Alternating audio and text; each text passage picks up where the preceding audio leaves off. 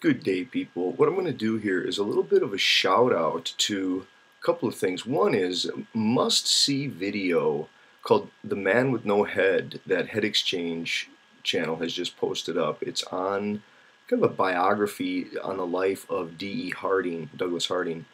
And I cannot say enough about that. It's such a great video. If you've not seen it, it's a must-see. But I'm also going to give a kind of commentary on it, and I'm going to give a commentary on it by way of, I guess, contextualizing some of the comments that I gave in my Talking Too Much interview that Sage Bodhisattva has posted up recently. So he did an interview with me way back in June, and I was really sick. I had the flu at the time and was talking too much, and at any rate, we got in some haggles there about oneness and otherness. And okay, so here's what I want to say. I think the first thing is that Harding is brilliant. I love Harding's stuff. I've written on his work. I find him to be central, key. He's a person who everyone should read, who people should study. They should learn to understand what the headless experience is. More people should be familiar with Harding's stuff and really try to take to heart what he's saying and study that video. It's a wonderful video. I'm going to post links to these. Okay, now this is where it gets difficult. Okay, I don't want to get caught into being dogmatic because there are problems, there are ways in which I end up saying that it doesn't carry the day, okay?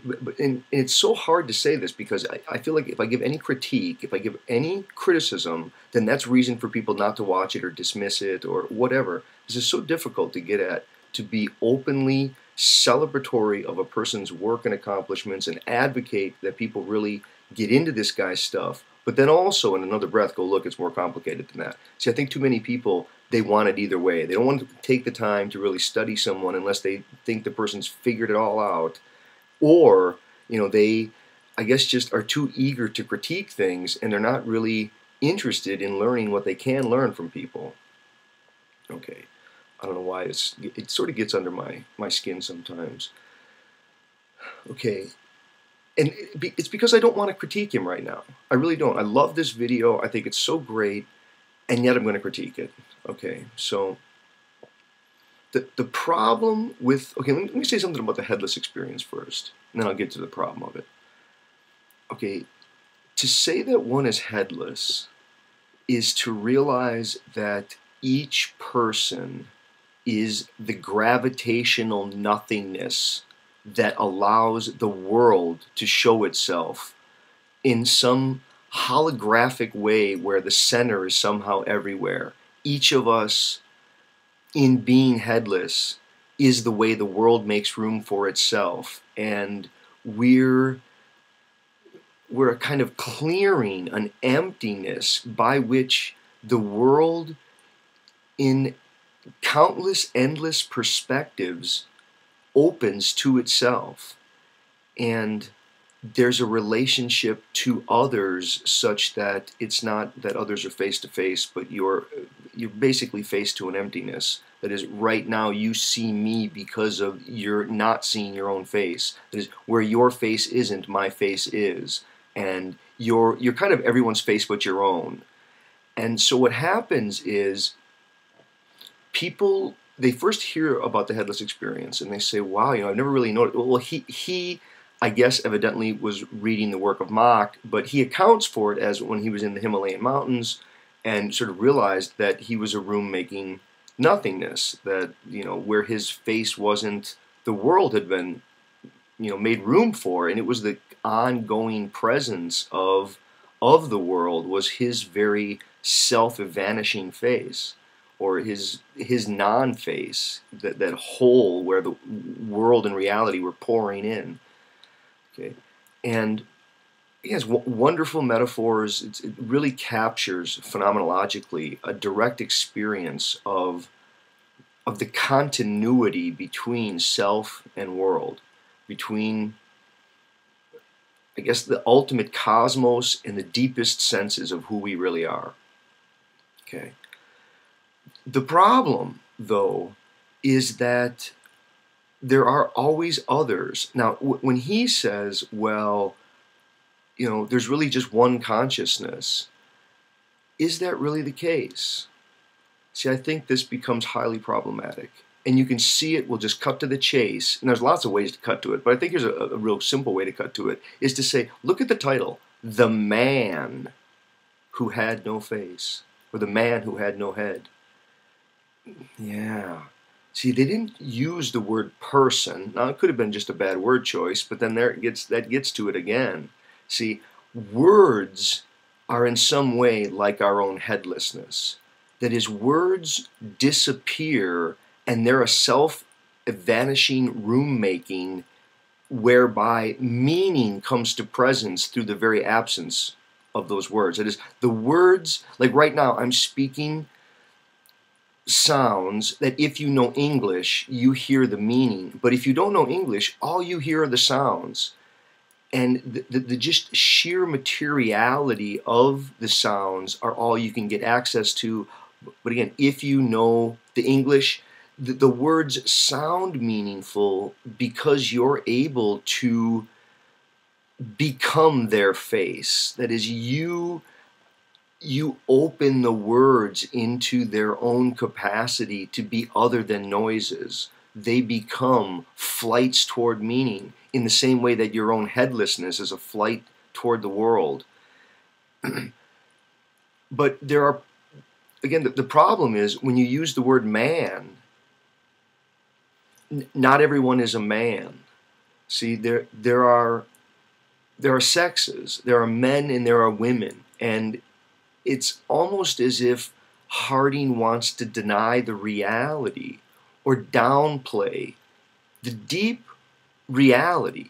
And okay, see, it's not the mystical point maybe that he's driving at, which I think is very important, but it's the socio-political point that I do have a race, I do have a sex, I do have a class, and these position me relative to others.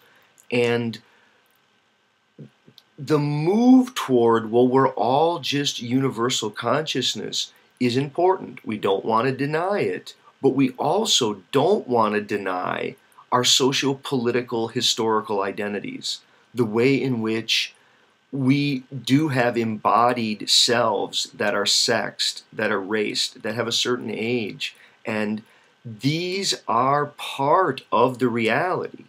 They're not just window dressing on who I really am. Because you can ask other questions like, what is the other? And why otherness? Isn't otherness an essential part of who I really am? And doesn't partly otherness flee from me? See, I think otherness flees from me and yet is who I am. See, and this is why Sartre is so important. Sartre, being in nothingness, when he accounts for the origin of consciousness as a kind of nothingness, that it forms by the being in it. It forms by being in self, trying to found itself, trying to remove its contingency. Being in self can't do that, but it can found its own nothingness. Nothingness then keeps perpetually collapsing and upsurges into these correlates, right, of the person and the world, or something like reality. But reality is an ongoing event of the in itself being haunted by the for itself. And the for itself is a lack. It's an ongoing event of internal negation, right? It's a kind of nothingness. It's the emptiness that Harding's talking about. So Harding's headless experience is almost a direct parallel. I mean, it's almost direct parallel to Sartre's account of being for itself and the nature of consciousness. But Sartre's ontology is tripart. He introduces being for others, and that, hell is other people. That part of my having a beautiful face or an ugly face is a fact about me that flees from me and depends upon who's looking at me. And to say, well, none of those are really me, the real me is just this absence who's looking out. Now, for Sartre, that would just be a kind of sadism. That's just sadism. And there's great social political reasons for wanting to recognize more local, geographically bound kinds of identity. Now, okay, I want to get really careful about this. You don't want to do the either or. You have to go both and. We don't want to go, oh, I see, so the real self is this, embodied social political, aged sexed self, and this other stuff is just hocus pocus. No, no, no.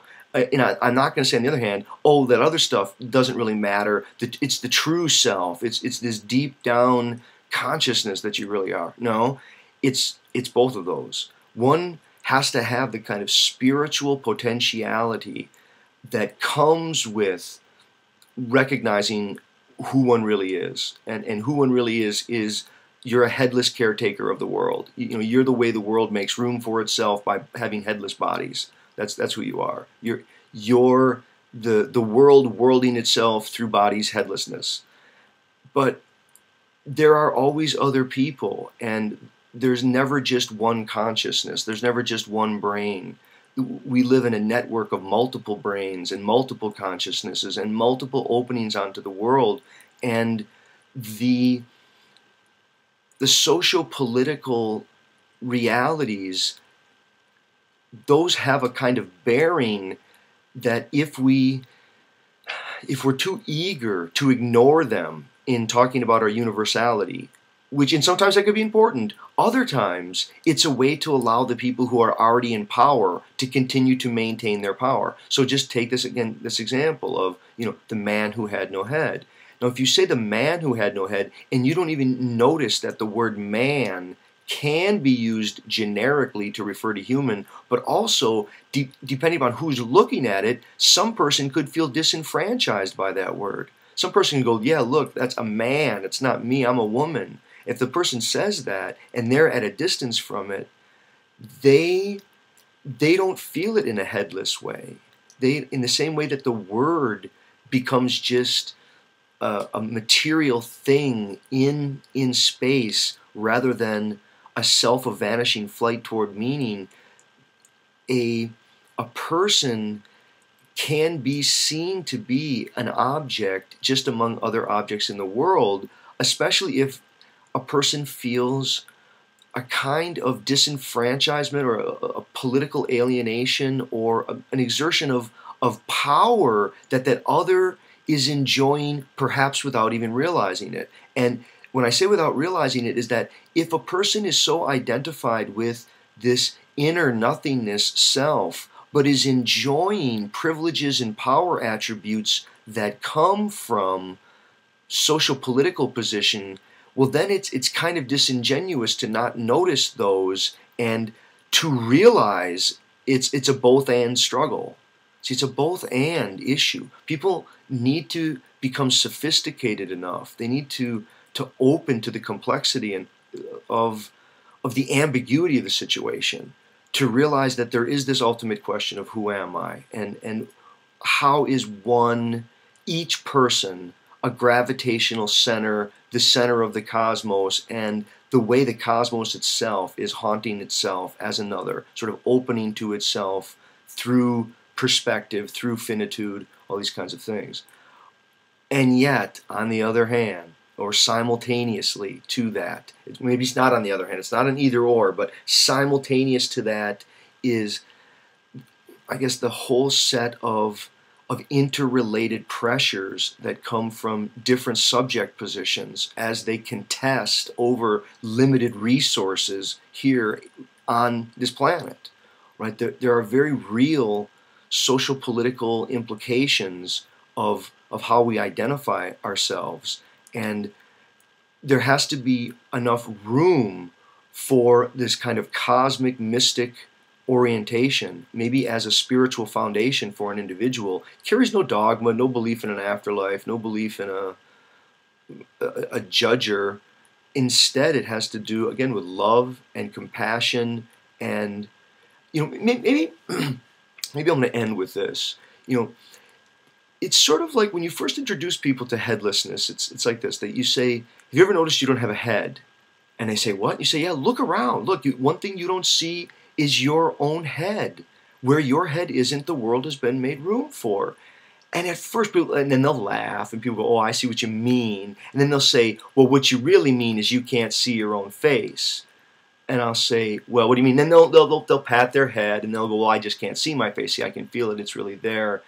And I'll say, "Okay, I guess I see what you mean." And then they'll say, "Well, what happens is I can't see my face. You can see mine." And so then they'll say, "So in the same way that that you know, you can't see your face, other people can." And they say, "Wow, I have a face that I can't see."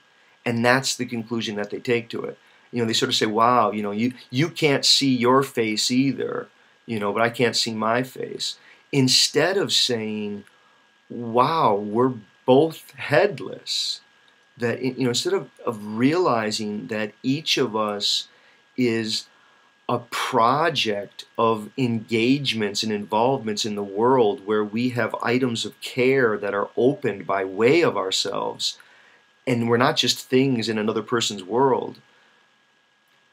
I think there is a tendency to reduce it one way rather than the other. We have a tendency to just hear it and draw from it this kind of obvious conclusion, right? That oh, I have a face, I just can't see it, rather than saying, "Wow, other people are also headless."